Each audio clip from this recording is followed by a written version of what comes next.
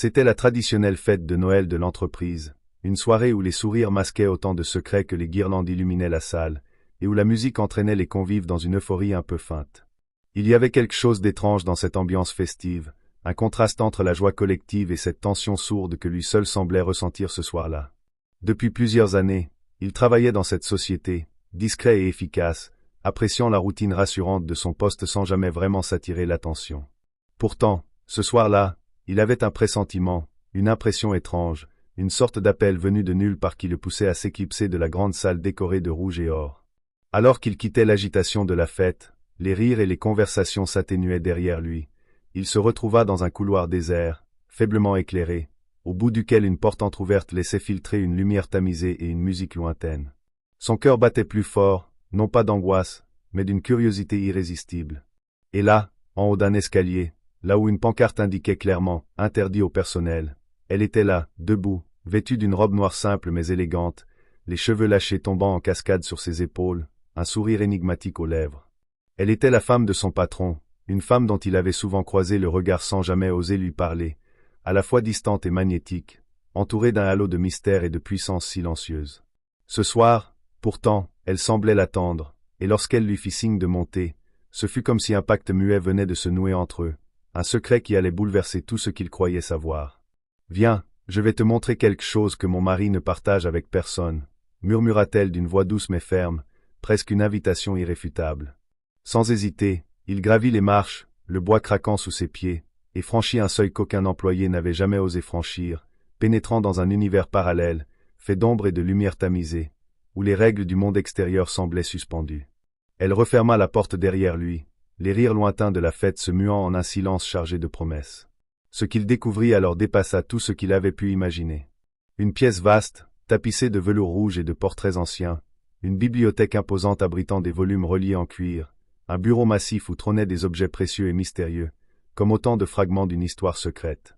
Elle s'approcha, ses yeux brillant d'un éclat nouveau, et lui raconta cette vie parallèle qu'elle menait loin des apparences, un monde où elle était à la fois reine et prisonnière, liée par des serments que même son mari ne pouvait comprendre ni contrôler.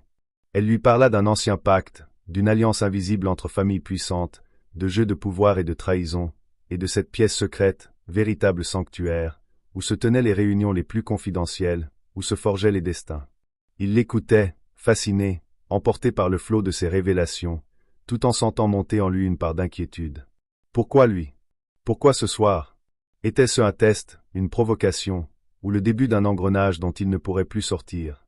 Les heures s'écoulèrent, leurs voix se mêlant dans le murmure des secrets dévoilés, et il comprit qu'il venait de franchir un seuil irréversible, celui de la connaissance interdite, celui d'un monde où les apparences ne valent rien et où chaque sourire cache une arme. Alors qu'il parlait, une ombre glissa derrière les rideaux, un frisson parcourut l'échine, un battement sourd résonna dans la pièce. Quelqu'un les observait, silencieux et invisible. Elle attrapa sa main, la serrant avec force, et chuchota, « Si tu veux sortir d'ici vivant, tu dois me faire confiance et garder ce secret. » Ce fut le début d'une nuit d'angoisse, de révélations, de choix impossibles, où se mêlèrent passion, peur et trahison, où il dut décider jusqu'où il était prêt à aller pour découvrir la vérité, et ce qu'il était prêt à sacrifier. Car dans ce jeu dangereux, chaque pas sur cet escalier interdit conduisait plus profondément dans un labyrinthe de mensonges et de complots, et une fois franchi, il n'y avait pas de retour possible. Elle le guida doucement à travers un couloir caché derrière la bibliothèque, une étroite galerie où les murs semblaient renfermer des secrets millénaires, ornés de tableaux dont les regards peints suivaient chacun de ses pas. Chaque détail de cet endroit l'émerveillait et l'effrayait à la fois, comme si le passé, lourd et vibrant, pesait sur eux, prêt à s'effondrer au moindre faux pas. Elle expliqua que cet escalier, cet accès interdit, était en réalité la porte vers une partie cachée de la demeure, un lieu que peu avaient vu et où les vérités les plus sombres étaient gardées, enfermées sous clé à double tour. En s'enfonçant dans ce labyrinthe secret, il comprenait peu à peu que cette femme, si distante en public, menait une double vie, tiraillée entre un rôle de façade et un pouvoir insoupçonné, un rôle qu'elle lui proposait maintenant de partager, ou au moins de comprendre. Elle lui parla de son mariage avec le patron, de cette alliance froide et stratégique, une union politique et financière, où l'amour n'avait jamais eu sa place. Mais dans cette pièce interdite, loin des regards, elle redevenait autre chose, une femme vulnérable, fatiguée des chaînes invisibles qui la retenaient captive. Lentement, elle lui confia ses doutes, ses peurs, les menaces dont elle était l'objet, des pressions venues de l'ombre, des complots contre son mari, mais aussi contre elle-même. Il sentit alors qu'il devenait le gardien d'un secret qui pouvait tout changer, que sa simple présence dans ce sanctuaire le liait désormais à cette toile d'araignée complexe et dangereuse. Puis, soudain, sans crier gare, la porte claqua derrière eux, les plongeant dans une obscurité presque totale. Une silhouette apparut dans l'encadrement, une présence menaçante qui fit frissonner ses entrailles. C'était un homme imposant, l'air sévère, les yeux froids comme le marbre, qui les fixa intensément sans un mot. Elle lui glissa alors à l'oreille. « C'est lui, le gardien de ce secret. Il ne doit jamais savoir que tu es là. » Ils durent se fondre dans l'ombre, retenir leur souffle, tandis que l'homme parcourait la pièce, inspectant chaque recoin avec une vigilance redoutable. Chaque seconde paraissait une éternité, chaque bruit un danger mortel. Une fois que la menace s'éloigna, elle attrapa sa main avec une urgence nouvelle, le tirant vers une porte dérobée à peine visible, une sortie secrète menant vers les sous-sols de la bâtisse, là où le passé et le présent se mêlaient en un cauchemar silencieux. Là, dans le froid humide des caves, elle lui montra un dossier ancien, poussiéreux, scellé par des sceaux rouges, qu'elle ouvrit avec une précaution révérencieuse. Ce document contenait des noms, des dates, des preuves de manipulation, de mensonges orchestrés pour contrôler non seulement l'entreprise, mais aussi des sphères bien plus vastes du pouvoir et de l'argent. Elle lui expliqua que son mari n'était pas seulement un chef d'entreprise, mais le dernier maillon d'une chaîne secrète, un héritage dont elle-même commençait à douter. La vérité éclatait alors dans sa tête comme un éclair, un puzzle aux pièces infinies dont il venait de trouver le centre. Il se demanda s'il serait capable de supporter cette charge, cette responsabilité, surtout sachant que l'étau se refermait autour d'eux, que des forces obscures, invisibles mais omniprésentes, surveillaient leurs moindres gestes. Elle lui confia un plan, fragile, risqué, pour renverser ce jeu de pouvoir, pour libérer enfin ce secret qui les détruisait de l'intérieur. Mais cela signifiait trahir, prendre des risques inimaginables, et s'exposer à un danger qui ne connaissait pas de pitié.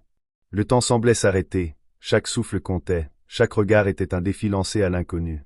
Dans ce sanctuaire interdit, où la lumière se faisait rare et la confiance plus précieuse que l'or, il comprit qu'ils n'étaient plus simplement deux personnes perdues dans une nuit d'hiver, mais les acteurs d'un drame où l'enjeu n'était rien moins que leur liberté, leur avenir, peut-être même leur vie. Elle posa sa main sur sa joue, son regard brûlant d'une détermination nouvelle, et murmura « Si tu m'aides, je te promets que rien ne sera jamais plus pareil. » Ce fut le moment où il sut qu'il avait basculé, qu'il avait franchi un point de non-retour. L'ascension vers la vérité s'accompagnait désormais d'une chute vertigineuse vers l'inconnu, et l'escalier interdit n'était que le premier pas d'un voyage dont il ne mesurait pas encore l'ampleur. Alors qu'il s'apprêtait à quitter les sous-sols, un bruit sourd résonna dans le couloir étroit, un pas lourd qui se rapprochait rapidement. Leurs regards se croisèrent, pleins d'angoisse et de détermination. Elle attrapa une petite lampe torche, la lumière vacillante dessinant des ombres inquiétantes sur les murs humides, et murmura « Il ne faut pas qu'on nous trouve ici. » Ils se glissèrent derrière une vieille porte en bois, à peine visible, qui s'ouvrit sur un passage secret.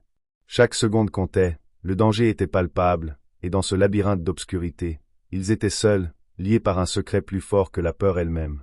Leurs mains serrées, ils s'enfoncèrent dans l'inconnu, sachant que cette nuit marquerait à jamais le début d'une nouvelle vie, une vie où rien ne serait plus jamais comme avant.